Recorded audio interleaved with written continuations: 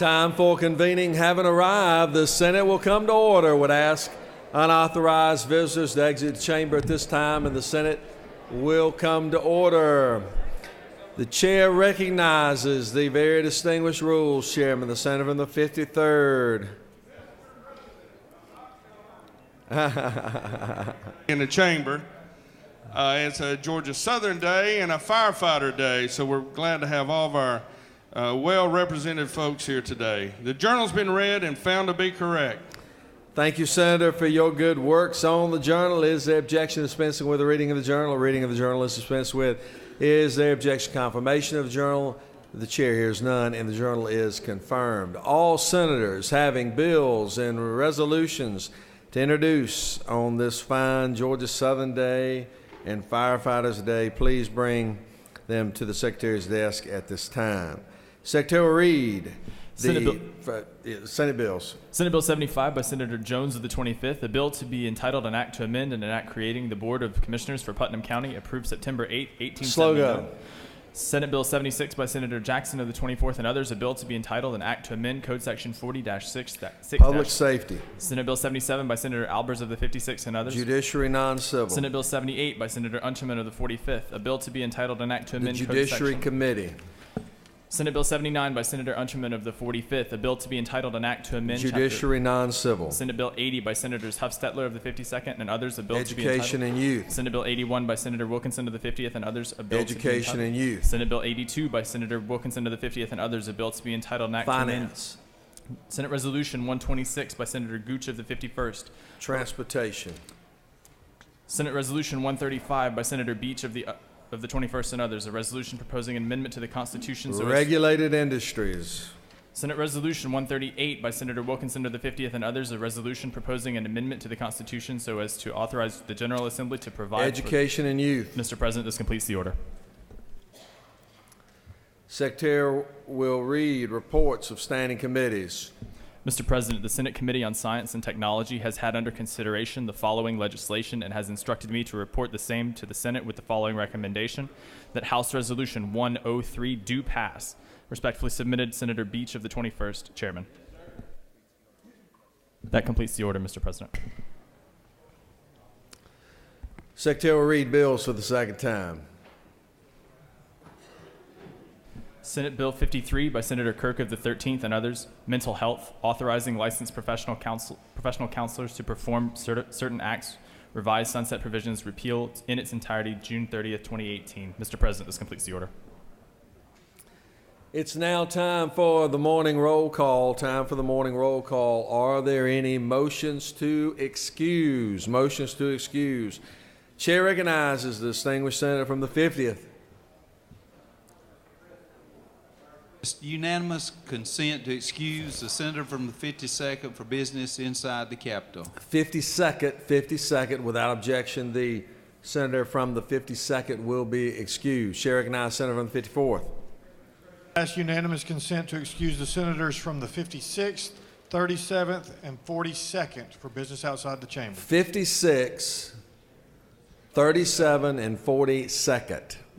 Without objection, those senators will be excused. Chair recognizes the senator from the 34th. I ask for unanimous consent to excuse the senator from the 10th. He is en route. 10th. Without objection, the senator from the 10th will be excused. Are there any other motions to excuse? Any other motions to excuse?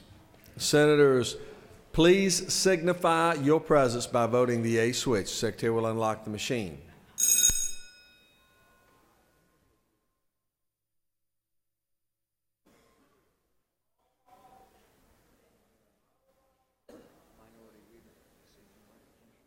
Chair recognizes senator from the 41st. What purpose you rise? Parliamentary inquiry, Mr. State Chairman. inquiry. Is it not true that today is the birthday of former Lieutenant Governor, one of the greatest Lieutenant Governors we've had, Pierre Howard, and we should all think well of him today? Absolutely. A great friend and a wonderful individual, and we certainly remember him on his great birthday and wish him the very best.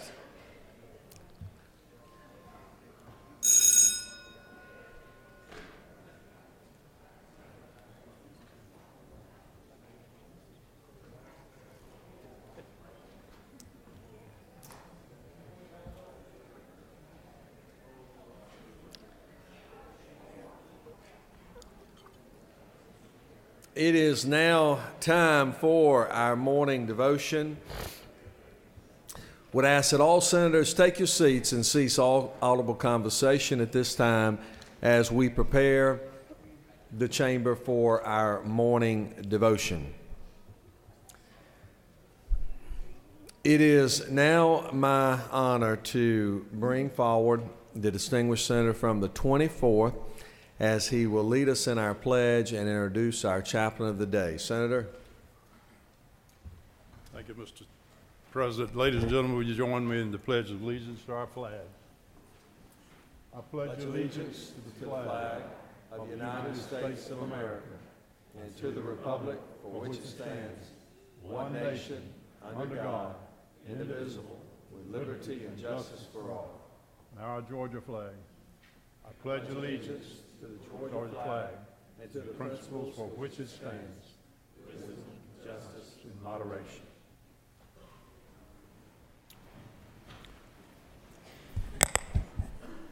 Thank you, ladies and gentlemen. We have a real treat for us today. We got a pastor that I haven't known very long. And I've known his little daughter a lot less, but I fell in love this morning with this sweet child. I want to introduce you to the pastor's daughter, Reverend Witt, to Laura Kate. Stand here, honey, darling. Let me show y'all a sweet young lady.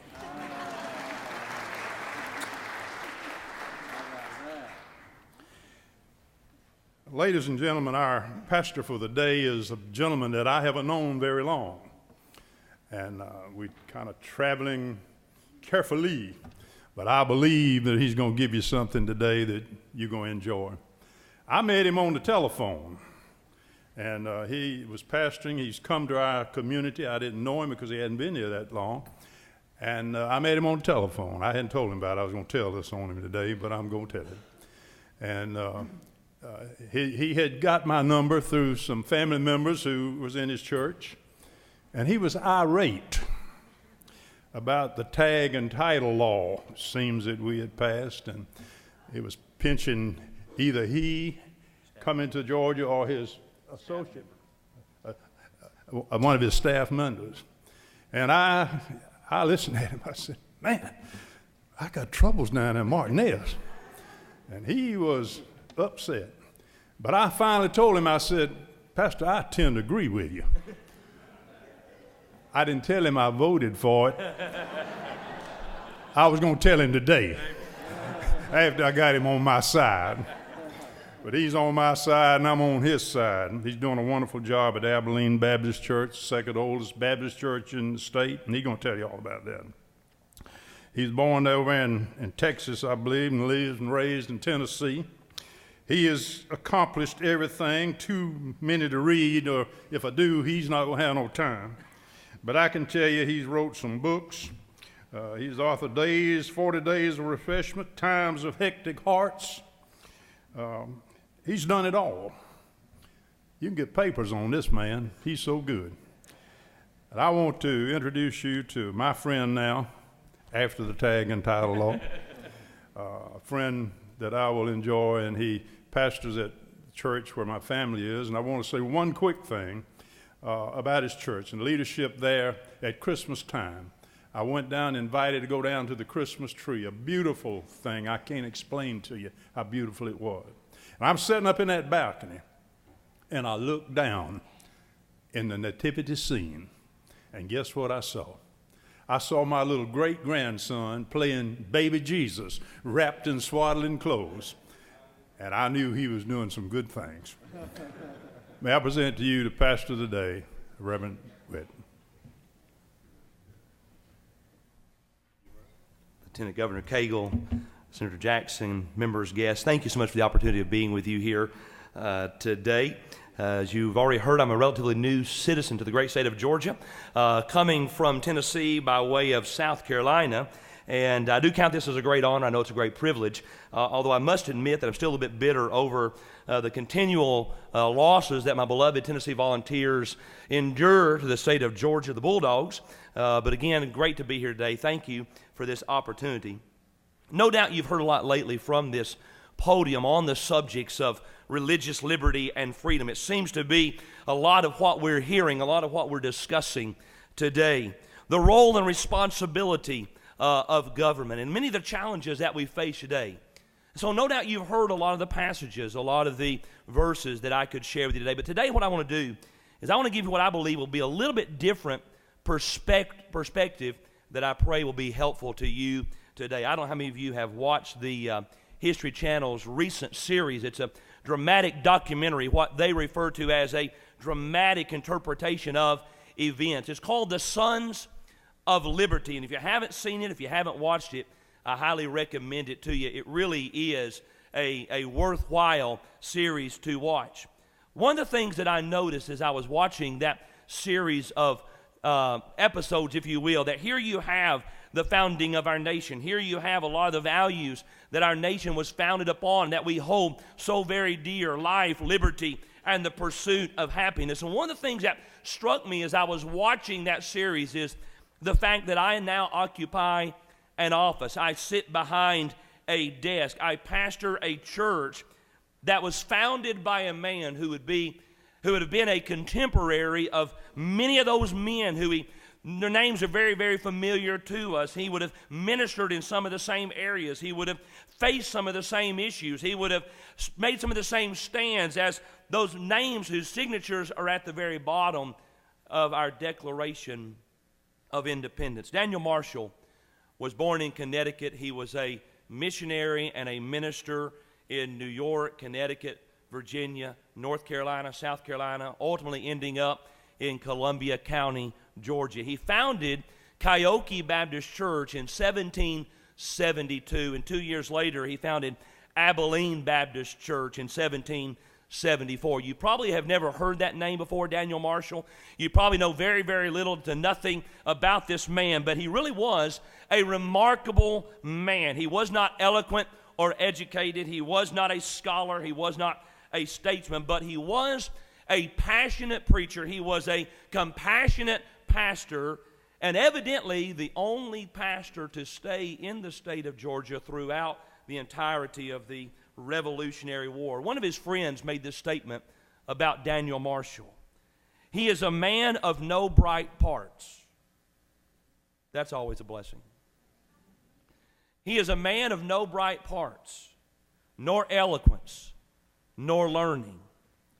Piety, earnestness, and honesty are all he can boast of. By the way, those last three things, if our leaders could have that said about them, piety, earnestness, and honesty are all that he can boast of, we would be a lot better off today. Some of you may be saying, all right, this is a history lesson. What in the world does this have to do with us this morning? Let me jump to the end of his life, his tombstone. Marshall's tombstone has these words: leader in establishing Baptist work in Virginia, the Carolinas, and Georgia. Supported the cause of religious liberty. Arrested for preaching in Georgia. Arrested for preaching in Georgia. That last phrase caught my attention, especially since Thomas Jefferson once so wisely said that the most unalienable and sacred of human rights is religious freedom. Daniel Marshall was arrested for preaching in Georgia. Arrested for preaching what? Arrested for preaching the incarnation, the virgin birth of Jesus. Arrested for preaching the death, burial, and bodily resurrection of Jesus. Arrested for preaching that we are saved by grace through faith. Arrested for preaching that there is no other name given under heaven among men whereby we must be saved than the name of Jesus. Arrested for preaching, for God so loved the world that he gave his only begotten Son, that whosoever believes in him should not perish but have everlasting life. Arrested for preaching, whosoever shall call on the name of the Lord will be saved. Arrested for preaching that, and for not being approved and licensed by the state church. Daniel Marshall was arrested for preaching in Georgia. Just a few years later, in 1785, his son, also a preacher, Abraham Marshall, was part of a delegation of Baptists who wrote a letter to the Georgia General Assembly. And in that letter, they wrote these words: Christians know that they are bound to obey magistrates, to pay them tribute, to pray for them, to fight for them, and defend them. But to give them honor due to Christ would be the readiest way to ruin them. Christ is the King and Lord of the conscience, and it is an encroachment upon his prerogative for civil rulers to interfere in matters pertaining thereto. So this morning I stand before you, in many ways the ministerial, if you will, descendant of a man who pastored the same church that I did, stood for religious freedom, even being arrested for preaching in Georgia. And I'm not here this morning to lecture you, but I would remind you that as those who have been ordained by God, Romans 13, you are ministers of God. You've been elected by the people. Your responsibility, Romans 13, is to punish evil deeds, reward good deeds, and to render justice. But sadly, we're living in a day where our religious liberties are once again in jeopardy. And I won't take time this morning to talk about bakers and photographers and military chaplains and fire chiefs. But I will make this statement that when the sorts of things that we're seeing happening today begin to happen, it is important for us to realize and to remember that freedom is not something that we can pick and choose like candy off the shelves at a candy store. Either we are all free or we're none free. I love what my pastor Adrian Rogers used to say. He used to say, I will fight and I will die for your belief, your right, your ability to believe anything or to believe nothing. Is that something that is uncomfortable? Absolutely. Sometimes is that offensive? Yes. Sometimes does that mean that your freedom bumps into my freedom and my freedom bumps into your freedom? Sure. That's part of living in a nation where I can believe anything or nothing. You can believe anything or nothing. But remember, our Constitution guarantees us the right, the freedom of religion, not freedom from religion. And that's one of the strengths and hallmarks of our nation. It is the bedrock of our democracy, and we ignore it, we erode it at our peril. And so this morning I want to thank you for your service. And I want to thank you for your leadership. And we are looking to you, as previous generations look to your predecessors, to punish evil deeds, reward good deeds, to render justice. So here's my verse for this morning. It's simple and self-explanatory. Proverbs 29 verse 2. When the righteous are in authority, the people rejoice. But when a wicked man rules, the people groan. Daniel Marshall, arrested for preaching in Georgia. Let me close with the end of the story. When Daniel Marshall was arrested, the judge was a Colonel Cartledge. The sheriff was a man by the name of Lovelace Savage. That's a name for you.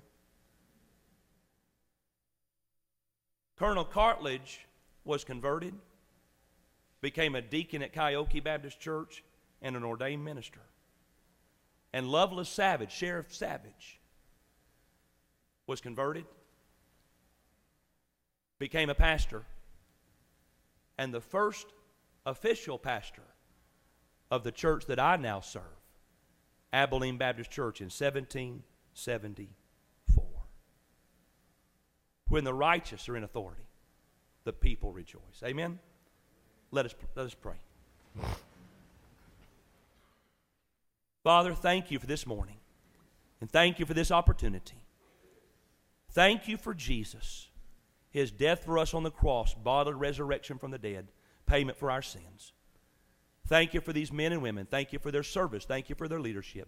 May you give them great wisdom as they serve and lead. In Jesus' name I pray. Amen.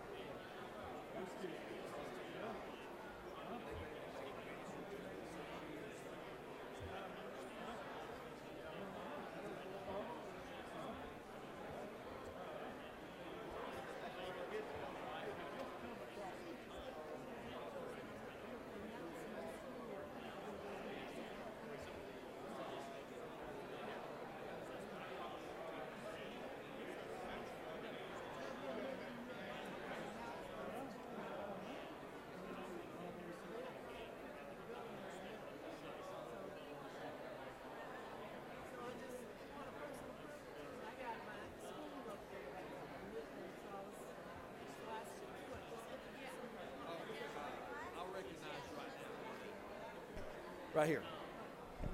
Chair recognizes the senator from the 35th to recognize a special group in the gallery. Give the senator your attention in the well.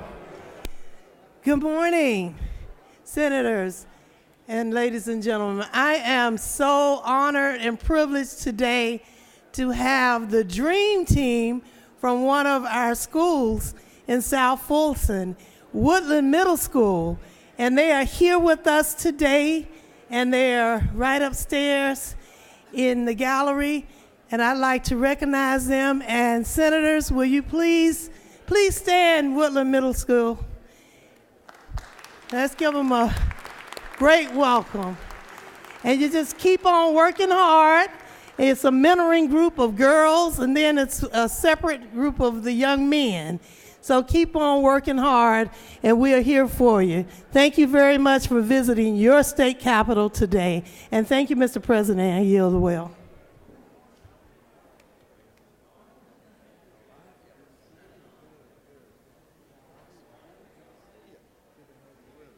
I'd like to present the doctor of the day, and to do so, I call upon the distinguished senator from the 33rd. Good morning, ladies and gentlemen. Marvin D. Tark, MD, is board certified in anesthesiology and pain management. He is a medical director of Drug Studies America.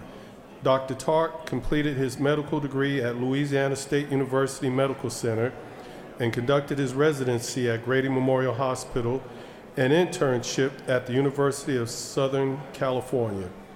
His research interests include new clinical drugs for chronic low back pain, osteoarthritis, and headaches. Dr. Tark is a member of multiple medical societies, including the Medical Association of Georgia and the Georgia Society of Anesthesiologists. I now present Dr. Tark.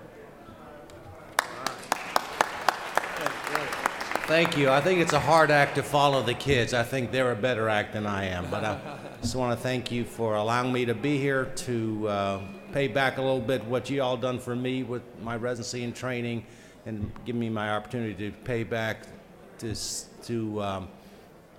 come here to the Doctor of the Day and pay back to these people of Georgia here. It's my pleasure. Thank you very much. All right. Let's pose for a picture, Doc. Thank you so much. Yeah, we're going to get a picture on the steps here. All right, good.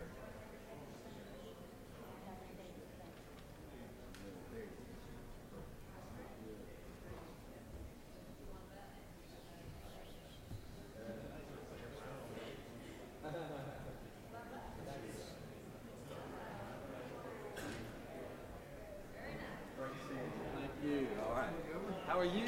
Good. Good. How you doing? Georgia Southern Day. Good to see you. Hey, good to see you too. Yes, indeed. Hey, good to see you all. Thank y'all so much for being with us. Great. We have a special recognition we would like to do, and the Secretary will read a resolution. Senate Resolution 118 by Senators Hill of the 4th, Schaefer of the 48th, Cowser of the 46th, Miller of the 40th, Williams of the 19th, and others. A resolution commending Georgia Southern University and recognizing February 3rd, 2015 as Georgia Southern University Day at the Capitol, and for other purposes. Whereas Georgia Southern's football team completes its inaugural season in the Sun Belt Conference as the 2014 outright Sun Belt champions, and whereas Georgia Southern has added its first women's golf program, and whereas Georgia Southern granted the first undergraduate manufacturing engineering program in the state, and whereas Georgia Southern engineering programs receive national accreditation, and whereas Georgia Southern will break ground on a new $10 million health center. Now therefore be it resolved by the Senate that the members of this body commend Georgia Southern University on its many accomplishments and accolades and recognize February 3rd, 2015 as Georgia Southern University Day at the Capitol. Mr. President, this completes the order. Is there objection to adoption of the resolution? The chair hears none, and the resolution is adopted. We appreciate so much Georgia Southern and all that they are doing for our great state, one of the great economic engines in southwest Georgia. Obviously, not only in terms of academics, but also in athletics as well. Thursday night, they will be playing Georgia State basketball team, and it's probably the only time that I will pull against the Eagles. But We're very proud of Georgia Southern. And to speak to the resolution and recognize our very special guest, I call upon the distinguished Appropriations Chairman, the Senator from the 4th. Thank you, Mr. President. It could well be that the basketball team was outscored by our football team this year against Georgia State, but we'll see how that goes tonight. 69 points, as I remember. Well, thank you very much for the honor of recognizing Georgia Southern. If you've been down on the second floor today, you know that there are a number of demonstrations, a number of things on display there representing the university that we're all very proud of. Let me just take a second and recognize some of the guests up here with us.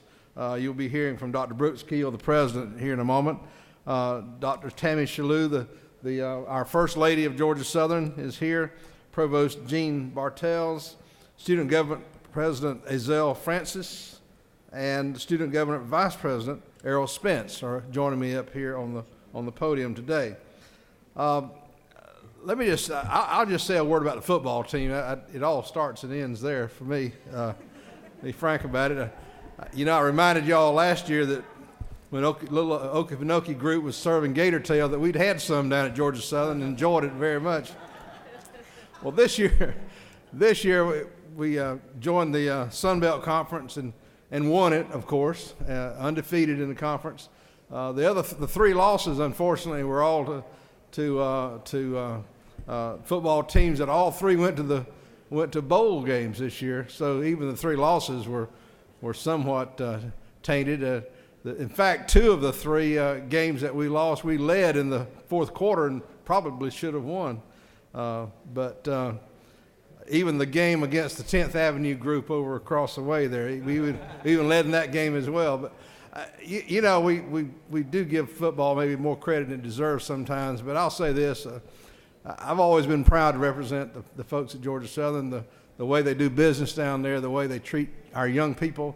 Some of the greatest alumni and some of the greatest contributors we've always developed are those whose kids went there, and they had a lasting memory and a lasting relationship that they carried with them the rest of their life. And to me, that's a great reflection on the university and its staff and faculty. And I know that they carry a reputation that's statewide. I'm going to present this resolution to Dr. Brooks Keel and ask him to say a few words. If y'all would welcome Dr. Brooks Keel. Dr. Keel.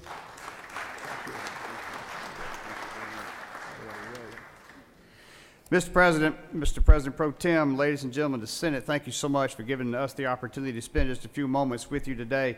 On behalf of 20,500 students, 2,300 faculty and staff, and 75,000 alumni, I want to thank you for the great work that you do for the great state of Georgia. We are the largest university south of I-20, and because of that, we take a great responsibility in not only training and educating the sons and daughters of Georgia, but in serving as an economic development generator for our part of the state. Let me very quickly give you just one example that the resolution spoke to. We have been granted the ability by the Board of Regents, University System of Georgia, to offer a bachelor's degree in manufacturing engineering. There are less than 24 of these degrees in the entire country, none of which are in the southeastern United States. We will enroll our first class the fall of 2015. We are committed to providing the training and the education that the folks in Georgia need to get the jobs that are going to be generated here in Georgia, and manufacturing is going to be a significant part of that. We appreciate so much all that you have done for Georgia Southern and continue to do for Georgia Southern and for the state. And as the Senator pointed out, we had a little bit of success last year in football, and I'm just going to leave you with one thought. We play University of Georgia next year. Thank you very much, ladies and gentlemen. And I'll leave it at that. And go Eagles. Thank you. Well done, Brooks. Well done. Thank you so much. Great seeing you, too. So nice to see you as well. Let's get a picture together. Absolutely.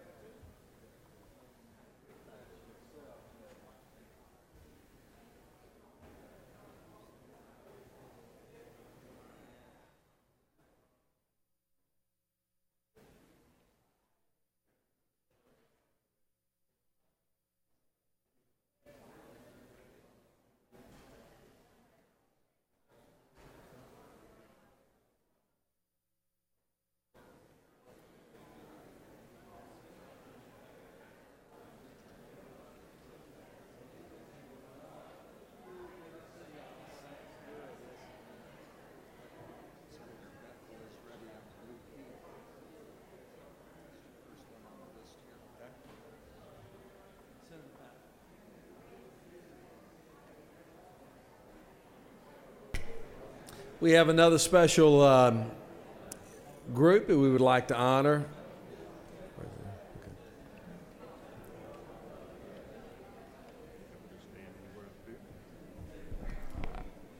We have the UGA Blue Key Honor Society that is with us, and to introduce our special guest and to honor them, I call upon the distinguished senator from the 54th. Thank you, Mr. President. Before I officially introduce these young men and women from Athens, I did want to say to President Keel, those of us who bleed red and black did hear that you'll be in Athens next fall, and we look forward to your visit very much. Having fun with football aside, I want to introduce to you an annual tradition in our Senate, and that is to recognize the men and women of Blue Key at the University of Georgia. These are recognized by their peers and by the faculty of the university as leaders on campus. They come from all parts of the university, various colleges, and they are all leaders and will be the leaders of our state, and some of them national leaders in years to come. I can predict that because it's true of the past of their predecessors at Blue Key at Georgia. To bring you greetings on behalf of them, I'm going to introduce Wes Roberts, who's the current president of Blue Key. And so, Wes, we'll hear from you now. Thank you very much. As you said, my name is Wes Roberts, and I'm the current president of Blue Key Honor Society at UGA. So we're very excited to be here today. We want to thank you all for allowing us to come sit in on this session. It was a nice drive from Athens, Georgia, and we're excited to be in Atlanta today. So thank you again, and go Dogs.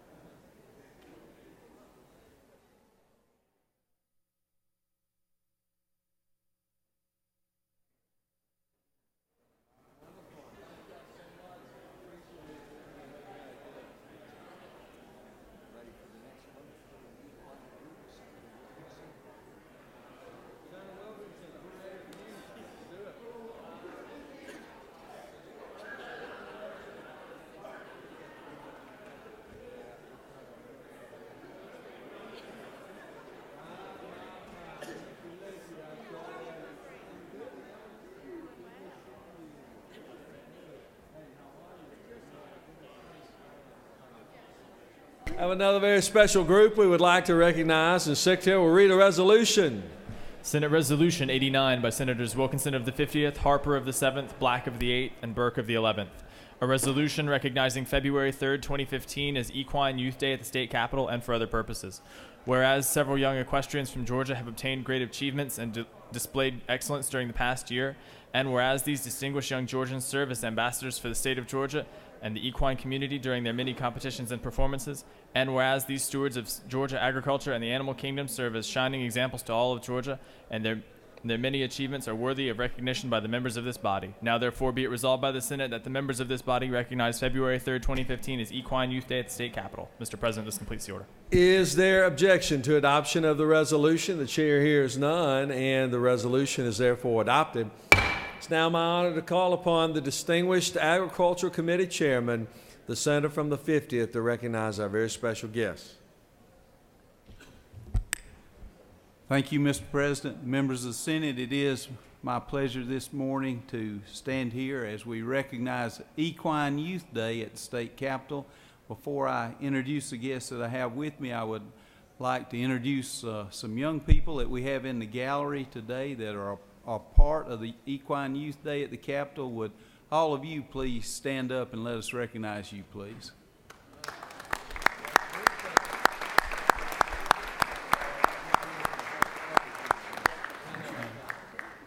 Thank you very much. The young people we have with us today, they compete in projects on the local level, the regional level, the state level, the national level, and the world level, and they compete very successfully. We're very proud of you. We know that the responsibility that you learn with your equine projects, the opportunity that you have to compete, to learn about winning and losing, all those life lessons will go with you as you move through life. And up here with me, I do have a couple of people who probably learned a couple of those lessons along the way. They're just a little bit older maybe than the people that we have in the gallery. But it is my pleasure to introduce Ann Jones and John Clements. Both of them have served on the Agriculture Commodity Commission for equine. They're here today representing the equine industry. We're glad to have them with us, and I'm going to present this resolution to Ann and give her the opportunity to make some comments.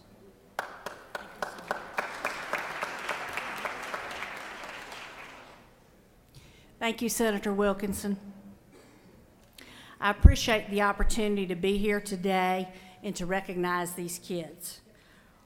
What happens is that if a child has won a world championship with their equine partner, or they have qualified to go to the World Show, then we recognize them here with a special certificate. And this morning we have 16 world champions. And as I call your name, if you'd be kind enough to stand: Grace Venning,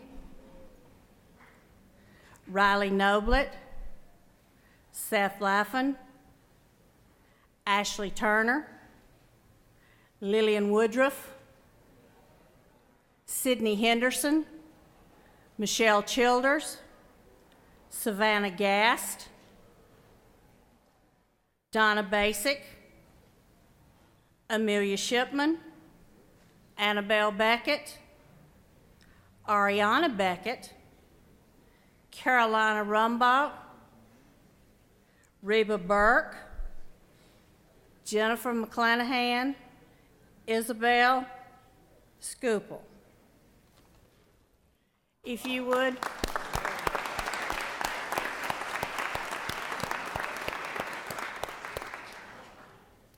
This is a special honor, and we thank you all for allowing us the privilege to come before you today.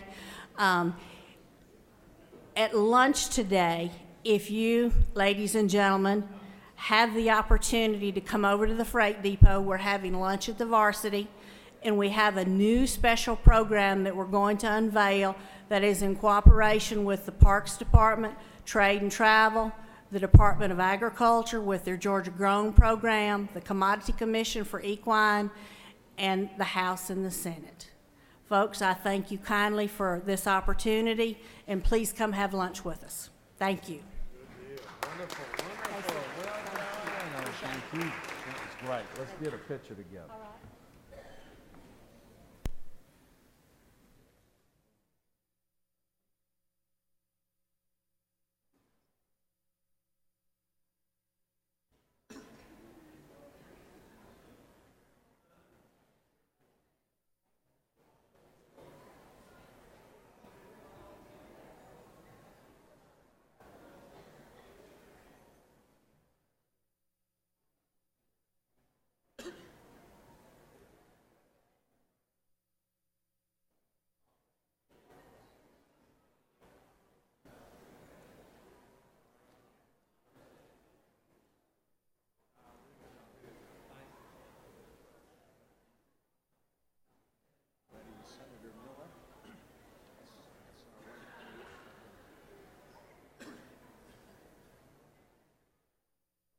Another very special recognition we would like to do at this time, and the Secretary will read a resolution. Senate Resolution 128 by Senator Miller of the 49th, a resolution recognizing and commending Judge Cliff Jolliffe on his outstanding public service and for other purposes. Whereas Judge Cliff Jolliffe faithfully served the Hall County Juvenile Court for 24 years from 1992 to 2014, and whereas he has long been recognized by the citizens of this state for the vital role that he has played in leadership, and his deep personal commitment to the welfare of the citizens of Georgia. And whereas Judge Jolliffe was the former president of the Georgia Council of Juvenile Court Judges, an appointed member of the Georgia Commission on Family Violence, an appointed member of the Supreme Court Child Placement Project, and a member of the Judicial Council of Georgia. And whereas it is abundantly fitting and proper that the outstanding accomplishments of this remarkable and distinguished Georgian be appropriately recognized. Now therefore be it resolved by the Senate that the members of this body do commend Judge Cliff Jolliffe. Mr. President, this completes the order. Is there objection to adoption of the resolution? The chair hears none. The resolution is adopted. Judge Jolliffe has had such a huge impact on not only our state, but obviously the county that I call home of Hall. He's been a dear friend of mine for many, many years and appreciate his great service. To speak the resolution and honor our very special guest, I call upon the distinguished senator from the 49th. Thank you very much, Mr. President. It is a true honor to be before you today. You know, we all come up here with notes, and we're going to look at a couple of things about individuals and speak of their accomplishments. But with Judge Jolliffe, I can really speak from the heart. He has had an incredible impact on so many lives in our community. Not just the young people that come before him, but their parents, their family, their extended family. He's a man of fairness, of honesty, of integrity, of intellect. Our community has been a better place because of Judge Jolliffe's work in our community.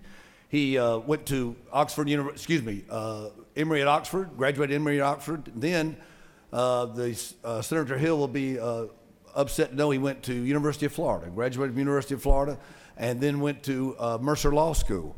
But he has corrected his ways and come back to Georgia and has been a sound citizen ever since 1992.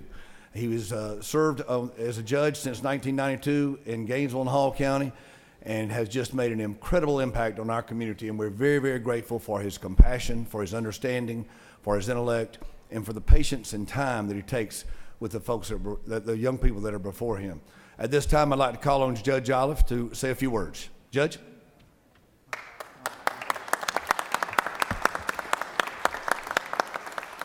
Thank you very much, Senator Miller and Lieutenant Governor Cagle.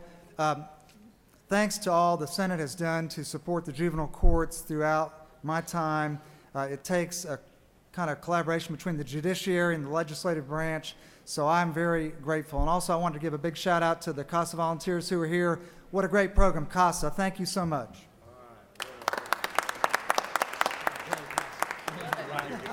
Well done. Good job. Oh, you're welcome. You're welcome. Good to see you. Let's come down and get a picture together. No, thank you. Good to see you too. Yeah. One step up.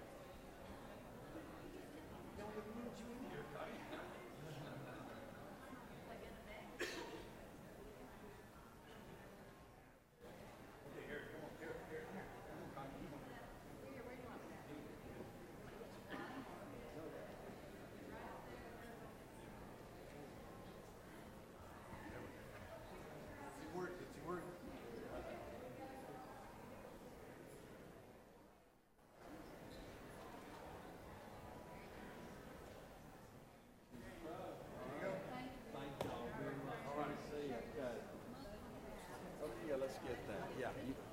Come on. You're fine. You're fine. It is ready. We have another special group we would like to recognize at this time. Secretary will read a resolution.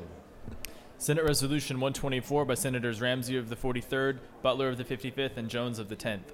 A resolution commending Georgia Piedmont Technical College and recognizing February 3rd, 2015 as Georgia Piedmont Technical College Day at the Capitol and for other purposes. Whereas Georgia Piedmont Technical College is a premier technical college in Georgia, and whereas Georgia Piedmont Technical College Law Enforcement Academy program has graduated 150 students in 5 years, and 92% of the graduates have obtained employment in more than 42 different law enforcement agencies. And whereas in July 2014, Georgia Piedmont Technical College became the first training academy in the state of Georgia to earn accreditation by the Commission of Accreditation of Law Enforcement Agencies. Now therefore be it resolved by the Senate that the members of this body do commend Georgia Piedmont Technical College for its achievement and dedication to train Georgians to serve in the state's law enforcement agencies and recognize February 3rd, 2015 as Georgia Piedmont Technical College Day at the state capitol. Mr. President, this completes the order. Is there objection to adoption of the resolution? The chair hears none. The resolution is adopted. It is now my honor to call upon the distinguished senator of the 43rd to recognize this great institution and our very special guests. Thank you, Mr. President. Good morning, colleagues. It is indeed my honor to once again welcome to you, welcome to the floor of the Senate, the cadets for the Georgia Piedmont Technical College. They often visit with us through our friend, Ms. Kathleen Kaminsky, who's back on the wall with the other cadets. We're here again with their Academy Director, Harry McCain, along with others on the dais. Again, this is a special day. Although they come down and Director McCain allows these cadets to understand how their state government works, this is a special day because, as you've heard, in July 2014, this academy was the first in the state to attain accreditation by CALIA, and that's a huge, huge deal. Let's give them a hand for that. And also, in commemoration for the month of February, I would be remiss if I did not note also that the college is now being led by Dr. Jabari Samama, the first African-American president of the county and of the college. So at this time, I'm going to allow Administrator McCain to have a word. Thank you. Thank you, Senator Ramsey. And to those that know me, and contrary to what they believe, I will keep this very short. It is an honor to be recognized here on the floor of the Senate with this resolution today. But more importantly, we're more excited about raising the standard of training in law enforcement. Thank you.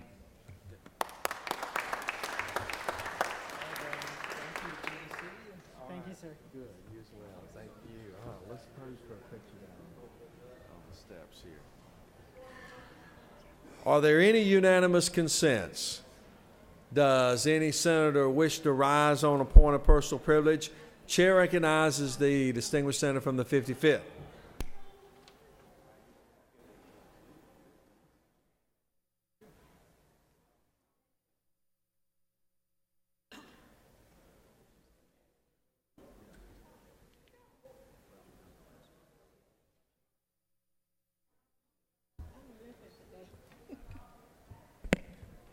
Thank you, Mr. President, members of the Senate.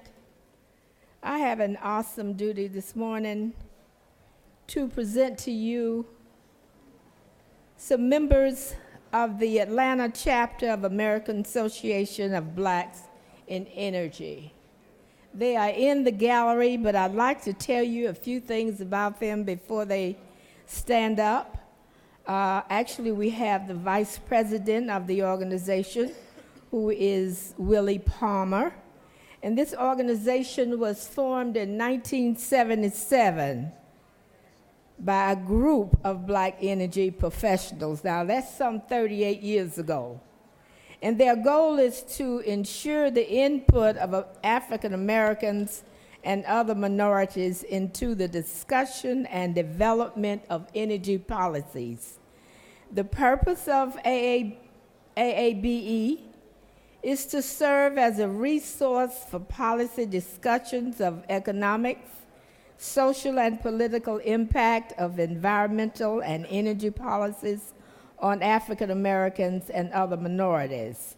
They also want to ensure involvement of African Americans in government energy policy making.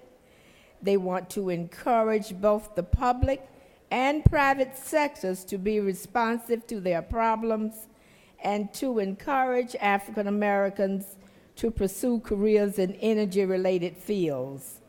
They have several partners in Georgia, and I'd just like to name a few. Some of them are AGL Resources, Georgia Power, the Southern Company, Siemens Energy, and GE Energy. Georgia Power, Scanner Energy, Georgia Natural Gas, and the Institute of Nuclear Power Operatives. They have a sterling reputation. They have awarded $475 in scholarships. They've touched over 900 middle and high school students throughout the year. They have reactivated their chapter at Georgia Tech. They prepared meals for Open Hand Atlanta and provided comments on recent EPA proposed ruling in greenhouse gases. Now, if you'd like to meet some of the members, they have a drop-by luncheon that will be held at room 605 in CLOB. If you would join with me in recognizing and congratulating AABB and recognizing them for coming to the state capitol today to celebrate. If you all would stand up. Thank you so much.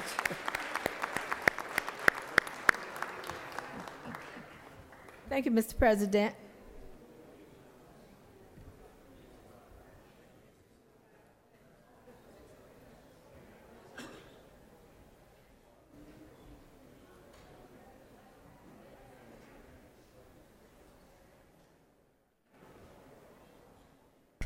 We have another special group we would like to recognize. The Secretary will read a resolution. Senate Resolution 112 by Senator Black of the 8th. A resolution commending the Eccles County Drama Club and for other purposes. Whereas the Eccles County Drama Club was named 2014 Area 2A champions on October 20th, 2014, when it competed in the 2014 Georgia High School Association Area 2A one-act play competition. And whereas Nathan Ealing was named 2014 Area 2A Best Actor and Brandy Main was named 2014 All-Area Best Actress. And whereas the group went on to win the 2014 state champion title for the Single A Public School Division on November 1st, 2014. And whereas Joshua Joyce was awarded All-State All-Star Cast and Emily Borchert was named All-State Best Actress. Now therefore be it resolved by the Senate that the members of this body do commend the Eccles County Drama Club and congratulate the group for being named 2014 state champions. Mr. President, this completes the order. Is there objection to adoption of the resolution? The chair hears none, and the resolution is adopted. Great to have Eccles County Drama Club here and recognizing their great work. And to speak to the resolution, recognizing our special Georgians, I call upon the distinguished senator from the 8th. Thank you, and Mr. President, to appreciate what we have here, I've got to go back and point out to you that just a few years ago, that Eccles County had the lowest population of any county in the state. And Eccles County was a very small school that they didn't have a whole lot down there. They had in fact, the only extracurricular activity down there was basketball. But they have had great leadership recently, and the academics have just skyrocketed, and the activities down there has turned that into one of the best schools in South Georgia. And this time, I want to call on the director of the drama club. This club just got started 4 years ago, and they've already got a state championship. Thank you. We are very honored to be here today, and yes, we are a very small populated county, but I do say that we have some of the best kids possible in our state of Georgia. We thank you again for having us here today. All right, looking good. Let's step on the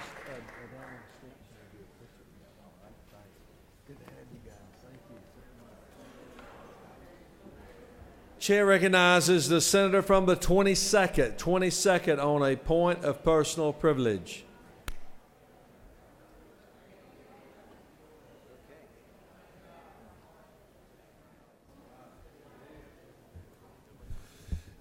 Thank you, Mr. President. I rise to say thanks to our courageous firefighters, but also I want to say welcome to a courageous 7-year-old boy by the name of Preston Weaver. Today, Preston will be at the Capitol for a rally, later supporting medicinal marijuana.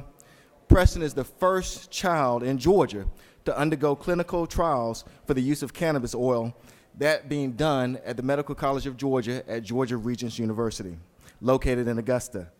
Before the trial started, he was suffering 60 to 80 seizures per day. Now it is down to 5 to 6 seizures per day. He was on medication before, basically the use of steroids, which had tremendous negative effects on him. So he basically needed help. The cannabis oil has not only been proven to be effective to curb the seizures, it has also been effective as far as negative side effects. Most importantly to the family is that the first time he is able to respond to his mother's touch. I was able to watch him smile and move his eyes as his mother touched his hand and rubbed his forehead. And also for the first time, he is able to speak to his mother and father. So I welcome Preston to the Capitol today and remind us that what we do affects so many lives, from transportation, criminal justice reform, economic development. But sometimes what we do is as simple but as powerful as allowing a 7-year-old boy to respond and feel the touch of his mother. Thank you, Mr. President. I yield the will. Thank you, Senator. Chair recognizes Senator from the 54th on a point of personal privilege. Please give the senator your attention.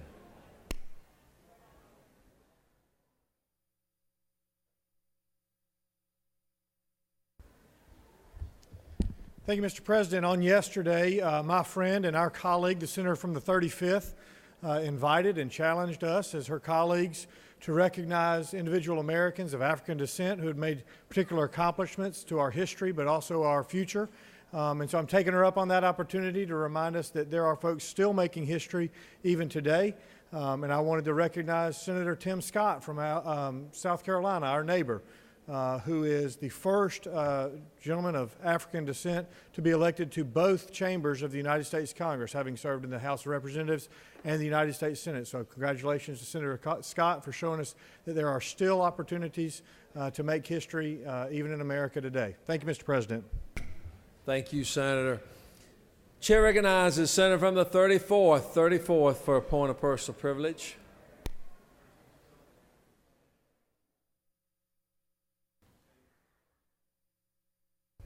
Thank you, Mr. President, members of the Senate. Yes, guys, tomorrow is the day you wear your red tie. So many of you have gotten so confused because I tried to give you all a heads up to bring your ties from back home so you can be ready tomorrow so you don't have to get dressed in a red dress. So tomorrow, go red for women. Guys, wear your red ties. You can wear your red jackets. You can wear your red suits. You can wear red. Just make sure we can identify you as wearing red for women. The #1 killer of anything, cancers, is heart disease. So let's go red for women. Wear your red tomorrow. Thank you, Mr. President. I yield the will.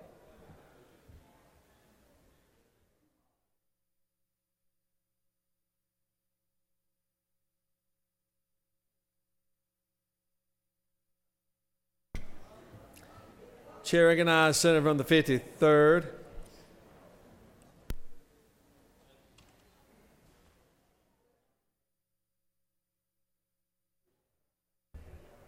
Thank you, Mr. President. I have my red hat on. Does that count?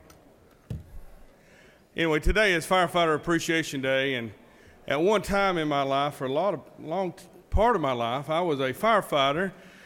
I was much thinner. Today, I'd be a victim. But I was a firefighter and had the privilege of helping people that I didn't know, as they do, the men and women who are at our beck and call, at our most, when we need them the most, are always able and available to help us.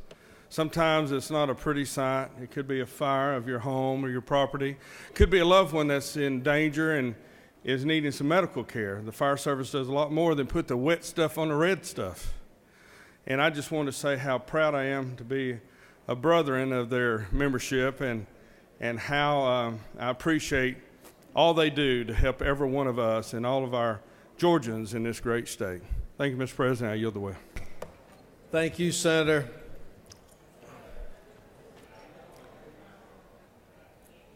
There is a consent calendar of privileged resolutions that are before you. Is there objection to the consent calendar? Hearing none, the consent calendar privilege resolutions are therefore adopted.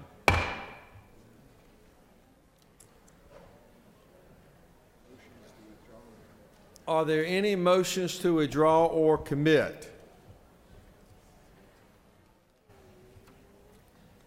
We will move on to the general calendar, and Secretary will read SB 2.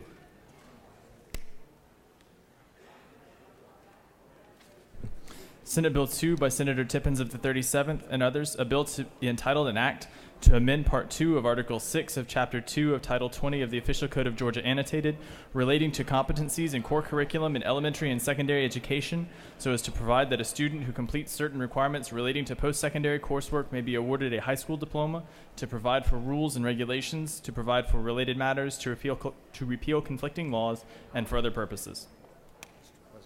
Mr. President, the Senate Committee on Education and Youth offers the following substitute to SB 2. To amend a bill to be entitled an act to amend Part 2 of Article 6 of Chapter 2 of Title 20 of the Official Code of Georgia Annotated, related to competencies in core curriculum in elementary and secondary education, so as to provide that a student who completes certain requirements relating to post-secondary coursework may be awarded a high school diploma, to provide for rules and regulations, to provide for related matters, to repeal conflicting laws, and for other purposes. Mr. President, Chair recognizes the distinguished Education Committee Chairman, the Senator from the 37th, to present the bill.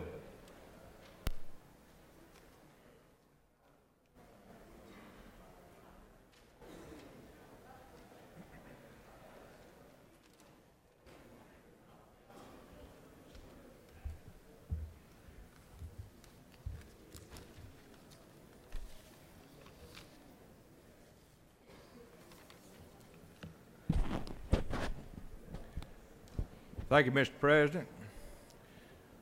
Fellow members of the Senate, visitors in the gallery and on the floor, it's my pleasure this morning to bring to you Senate Bill 2. I'm excited about Senate Bill 2 because I believe it has a potential to be a game changer in education in the state of Georgia. And the beneficiaries are for the students in our state. I've got to give credit where credit's due. This was an initiative of Lieutenant Governor Casey Cagle, and I concur wholly in it, and I'm privileged to be able to bring it this morning.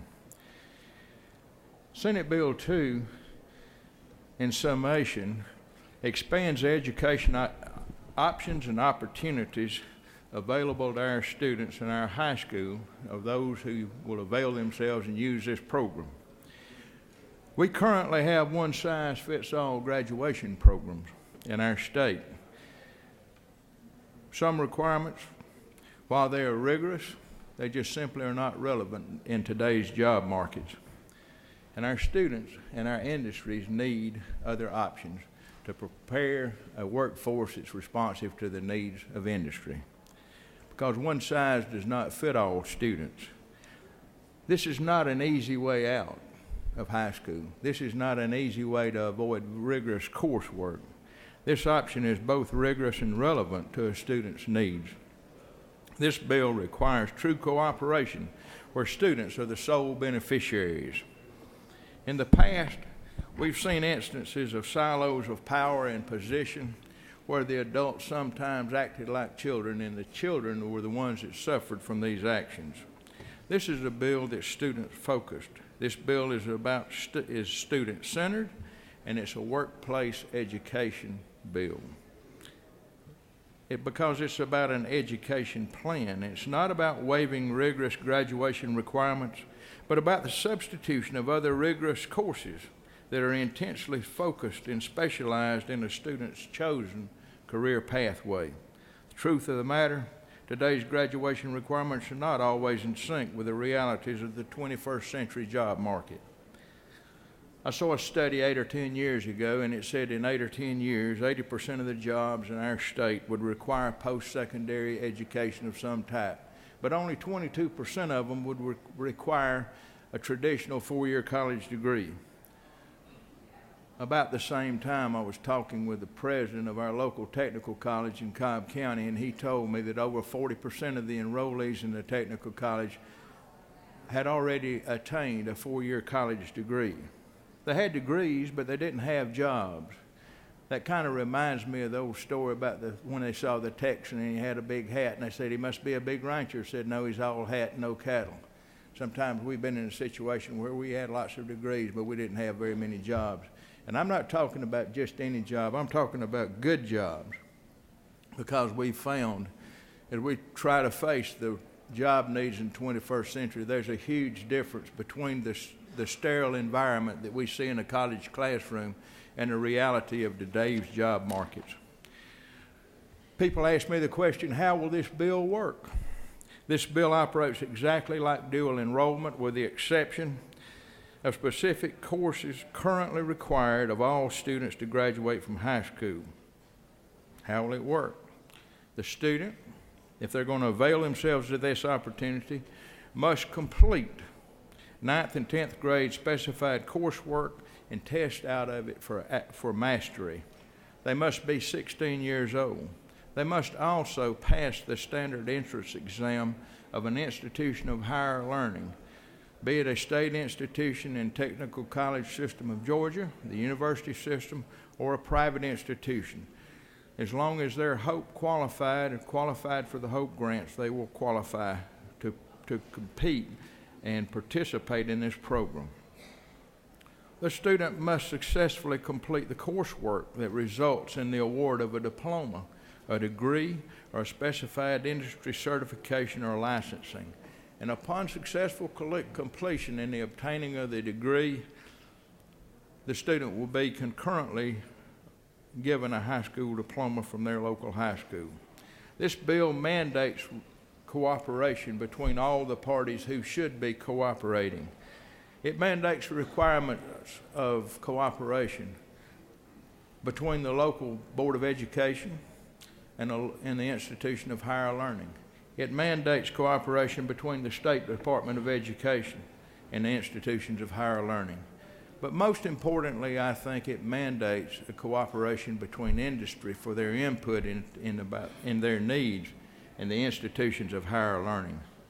This program lends itself well to the existing college and career academies because it gives us the flexibility to tailor the delivery of these services to the needs of the student.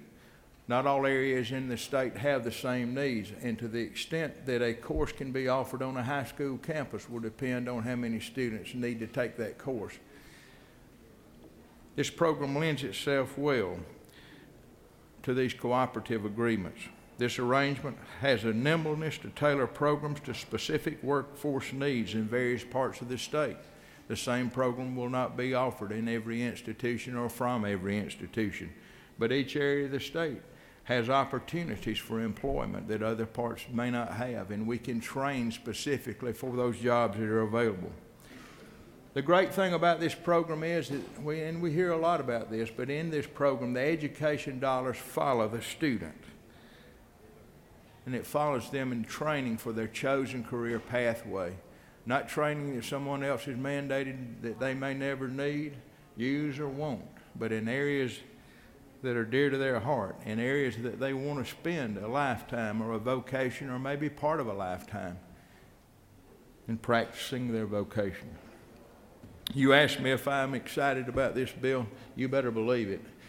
There's been way too many education bills that sounded good, that might have had good intentions, but they were all hat and no cattle.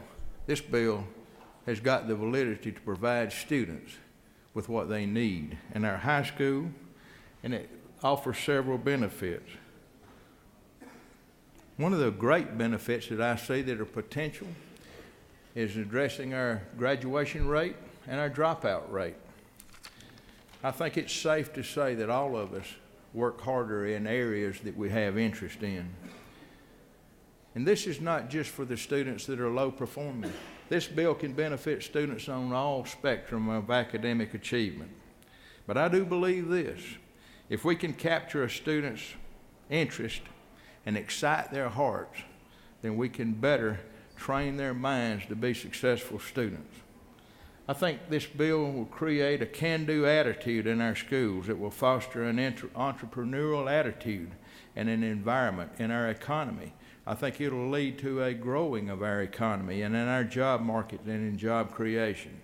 This is a turnaround bill in education where the sky's the limit for our students. Don't let them down. Vote green. Thank you so much for your consideration. Mr. President, if there are no questions, I'll yield the wheel. I think there is a question. Chair recognizes Senator from the 50th for a question. Be you, Mr. Chairman? Are you? Mr. Chairman, is it not true that on the section in the bill, line 25, about the technical college certificates for career pathways, where you also get an industry certificate, and the technical colleges, they will determine which classes will qualify for that based on the rigor, and that there was no objection by anyone, including the Department of Education. Is that not true? They will do it, I believe, in consultation with the Department of Education, but it will be, the reason that was put into the bill is to assure the rigor, and not all courses that are offered in technical colleges will fulfill these requirements, but only those areas that have the rigor that are deemed to be equal to the rigor of high school coursework. One of the areas that I would point out in this, and again, I want to stress this. So many people have said, well, this is just an easy way out. It's not an easy way out. There'll be a lot of eyes looking at this. There'll be a lot of people that have expectations, and I think the standards will be higher than they've ever been before. Is it not true that I appreciate you bringing this bill? Thank you. Thank you, Senator. Senator from the 39th, are you wishing that you want to speak? No further questions, Senator. Thank you, Mr. President. Thank you, Senator. Chair recognizes Senator from the 39th to speak in favor of the bill.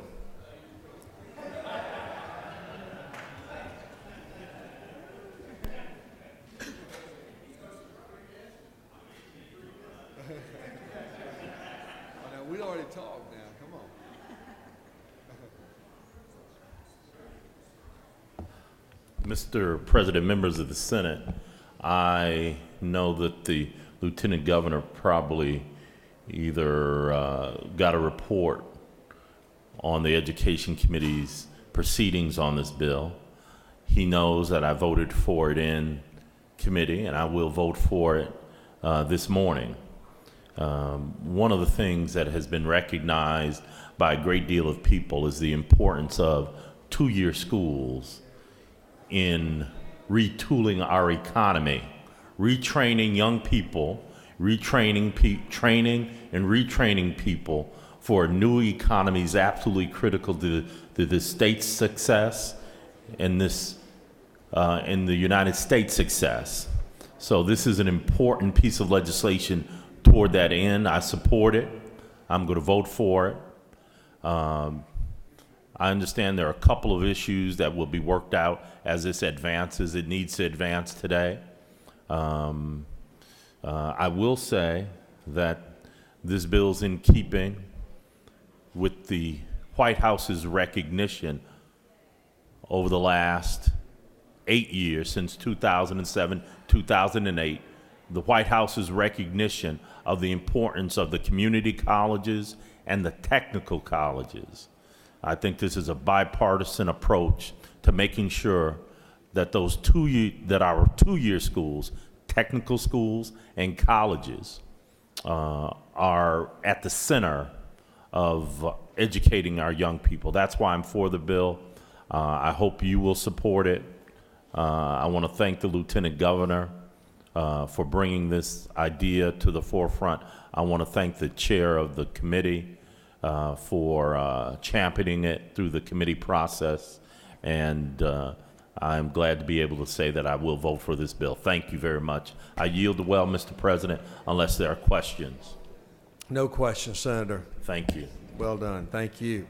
Chair recognizes Senator from the 10th. Speak to the bill.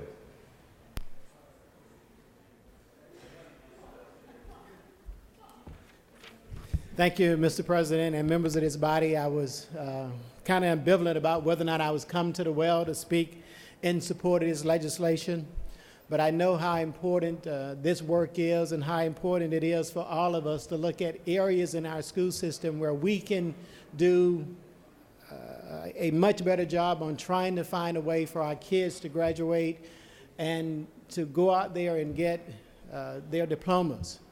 I happen to operate a business where it's where it's crucial that those that work in this industry have the necessary skills. That most of these skills you can only get from technical colleges, so that they can come and work in the automotive industry. And just as an example, and for those that are listening, by the way, I have technicians that work for me may not have been the very best student in the world academically, but they are the very best people I know that is able to work with their hands.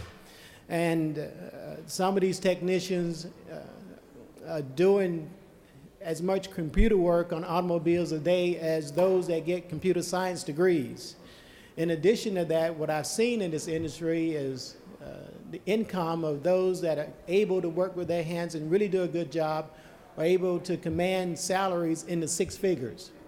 And that may be a surprise to some to know that those technicians that's working on your car is making over $100,000. But let me just tell you, that's pretty common in our industry today. For those kids that are out there listening and looking at this particular legislation, this would be a tremendous help in helping all of us in this industry to find those skill levels that we need so that we can find good qualified people to work on these cars and trucks nowadays that's so much more advanced than a lot of these desktop and laptops and even these mobile devices we have on our hips and on our desks. So I would encourage all of us to support Senate Bill 2, and let me just thank again the Chairman of the Education Committee for bringing this bill forward. Thank you, and I yield the well, Mr. President, if there are no questions. Thank you, Senator. No questions. Chair recognizes Senator from the 35th speak to the bill.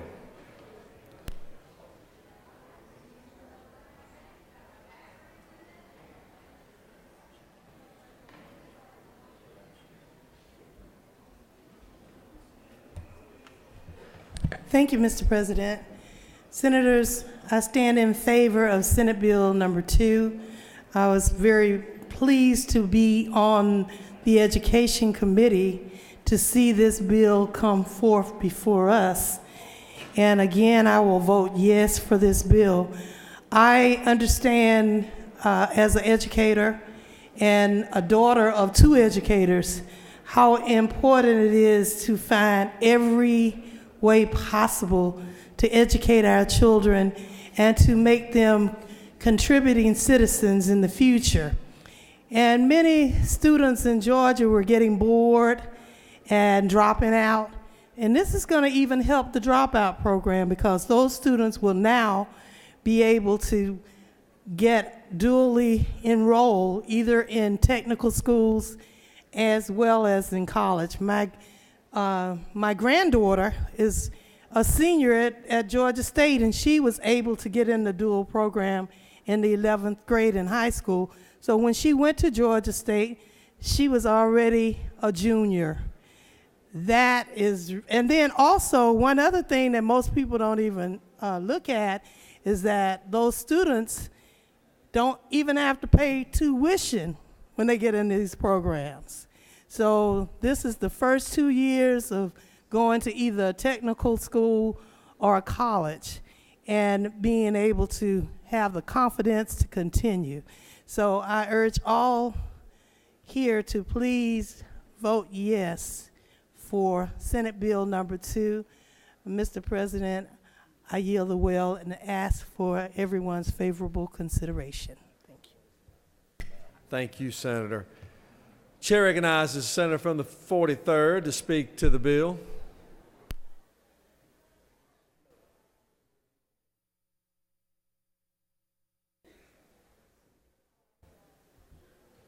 Thank you, Mr. President. Ladies and gentlemen of the Senate, I too rise in support of Senate Bill 2. We just recently celebrated the birthday of our beloved Dr. Martin Luther King, Jr. And so because we're considering this bill, I wanted to offer some historical perspective for you. Young Martin enrolled in David T. Howard Elementary School. He also attended the Atlanta University Laboratory School and Booker T. Washington High School. Because of his high scores on the college entrance examinations in his junior year of high school, he advanced to Morehouse College without a formal graduation from Booker T. Washington High School. Having skipped both the 9th and 12th grades, Dr. King entered Morehouse at the age of 15. So the beauty of this bill is that, like Dr. King, it allows those students who are able to move on when ready. And we've often focused a lot of attention on the students who are struggling, those that we've lost to dropping out of school because they've lost interest or feel that they just cannot master the rigors of a high school education. However, now we have a bill that answers and addresses the needs of both of those kinds of students, those who are high achievers and can move on, and those who simply don't want to stay in high school because they have a certain level of hopelessness. But this bill allows them to receive the kind of industry certification that can allow them to have living wages and high-paying jobs so they can be productive citizens of our state. Thank you very much. I yield the well.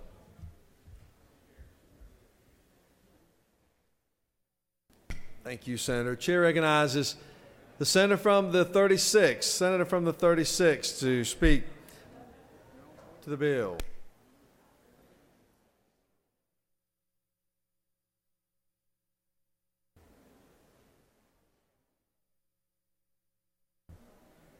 Thank you, Mr. President.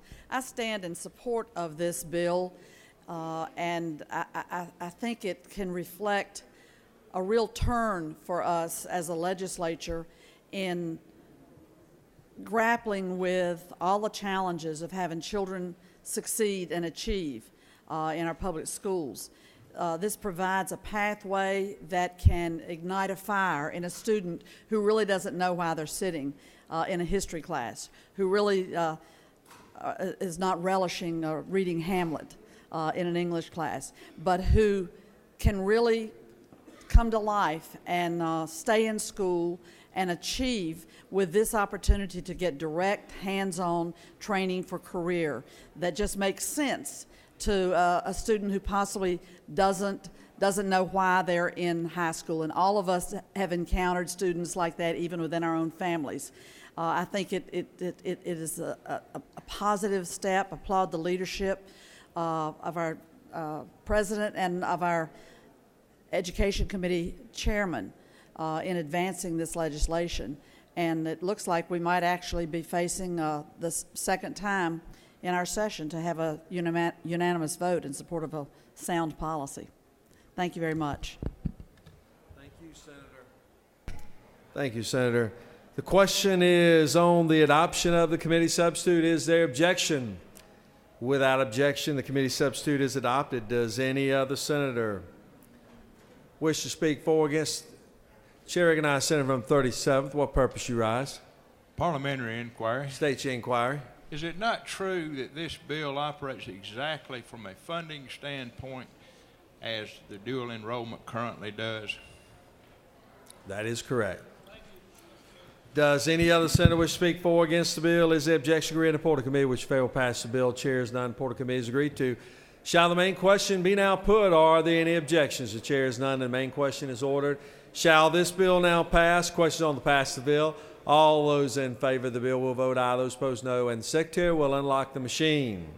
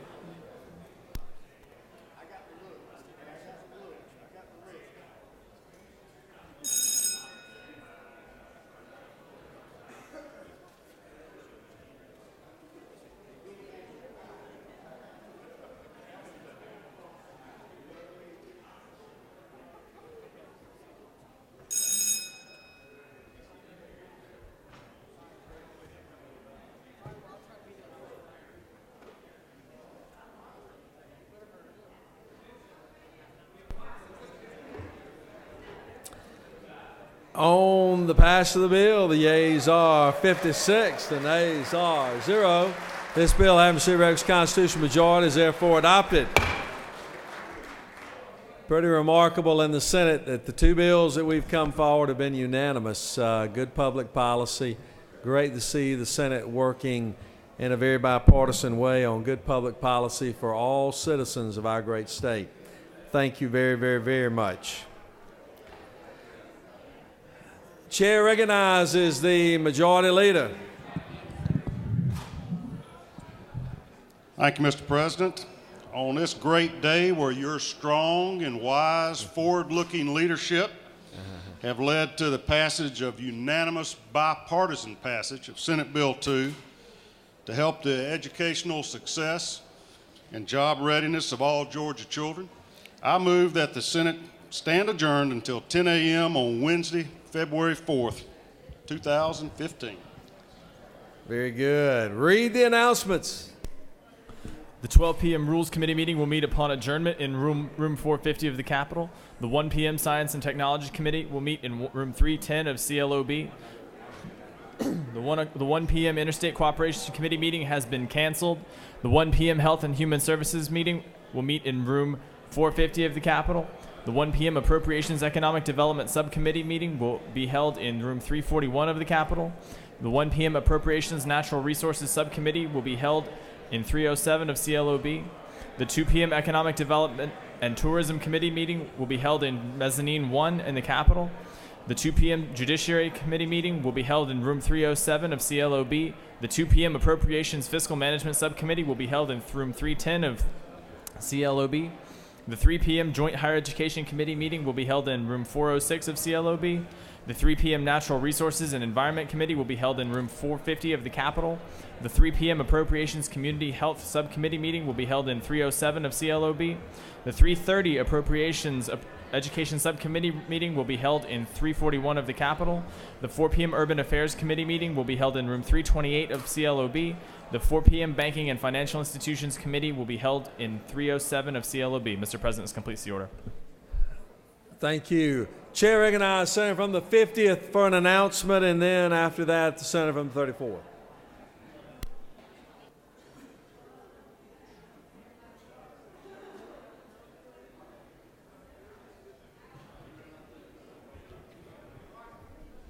Thank you, Mr. President, members of the Senate. I would like to remind all of you that the Georgia Agribusiness Council is holding their breakfast in the morning at the depot. All of you are invited. There'll be agriculture and agribusiness leaders from around the state here. I'm sure many of your constituents will be here. Again, it will be at the depot, 7:15 in the morning. Thank you, Mr. President.